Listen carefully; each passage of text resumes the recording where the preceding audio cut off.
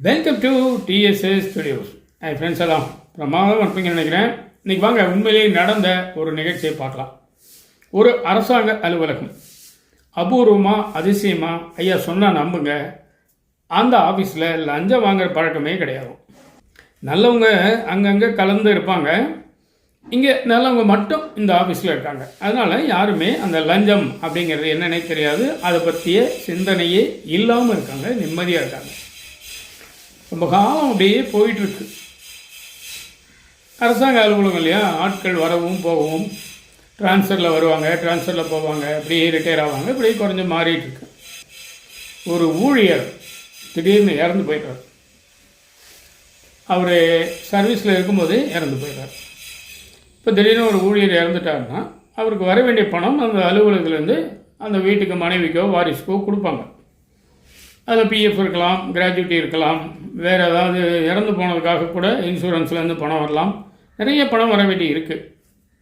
அப்போ இந்த அம்மா என்ன பண்ணுறாங்க, தன் கணவர் வேலை செஞ்ச அந்த ஆஃபீஸ்க்கு வந்து யார் அந்த சம்மந்தப்பட்ட கிளார்க் அப்படின்னு கேட்டு அவர்கிட்ட போய், ஐயா அந்த மாதிரி அவர் இறந்துட்டார், உங்களுக்கே தெரியுமே அப்படின்னு ஆரம்பிக்கிறாங்க. தெரியுங்க, அவர் இறந்துட்டார். சரி, அதுக்கு உண்டான பேப்பர்ஸ்லாம் பார்த்துட்டு தான் இருக்கோம், ஒன்றும் பிரச்சனை இல்லை, பார்த்துட்ருக்கோம்.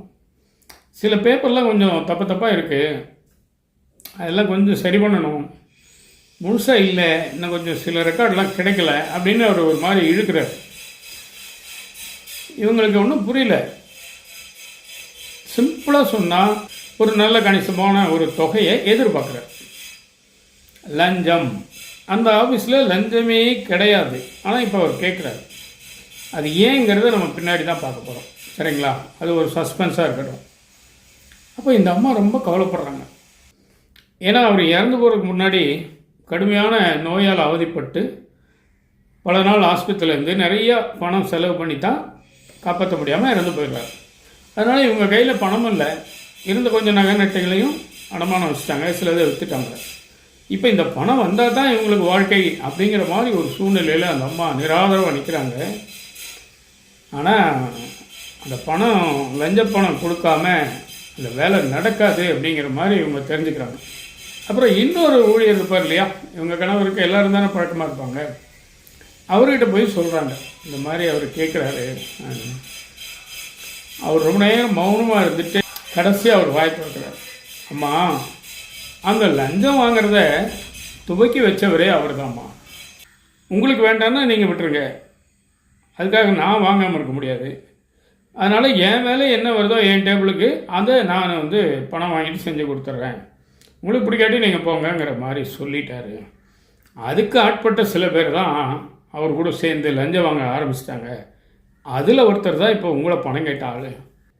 உங்களுக்கு இந்த சூழ்நிலை உண்டாக்குனதே இறந்து போன உங்கள் கணவர் தான் அப்படின்னு ஒன்று இந்த அம்மா ரொம்ப பொங்கி பொங்கி அழுகிறாங்க. அப்போ இவ்வளோ நாளும் அவர் அப்படி தான் இருந்திருக்காரா? ஆமாங்க, அப்படி தான் இருந்தார்.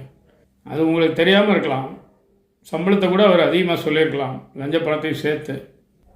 இதுதான் லஞ்சம் வாங்காத ஆஃபீஸில் லஞ்சம் எப்படி பழகிச்சின்னு ஒரு சஸ்பென்ஸ் வச்சோம் பார்த்தீங்களா, அதுதான் இது. இவரே தொடங்கி வச்ச அந்த விஷம் இவர் இறந்த பிறகு இவருக்கே ஆழகால விஷமாக வந்து நிற்கிது. அப்புறம் கடைசியில் இந்த அம்மா அந்த பணத்தை கொடுத்து தான் மற்ற பணங்களெல்லாம் வாங்கினாங்க அப்படிங்கிறத ஒரு நம்ம நண்பர் ஒருத்தர் அரசாங்க ஊழியர் மனம் வெதும்பி சொன்னார். அந்த அம்மா வந்து நிற்கிற கோலம் அப்படி இருந்ததுங்க, பரிதாபமாக இருந்தது. படக்கனை எடுத்து கொடுத்து உதவுற அளவுக்கு நம்மகிட்டையும் பணம் கிடையாது. அப்புறம் என்னென்னமோ பண்ணி அங்கே இங்கே கடனை வாங்கி எப்படியோ ஒப்பேற்றணும்னு வைங்க அப்படின்னு அவர் ரொம்ப ஆதங்கப்பட்டு சொன்னார். அப்போ தான் நான் நினச்சேன், கத்தி எடுத்தவன் கத்தியில் சாவான்பாங்களே, கத்தி எடுத்தவன் தான் நல்லா ஹேண்டில் பண்ணுவானே, அவன் ஏன்டா கத்தியில் சாகிறான் அப்படின்னா,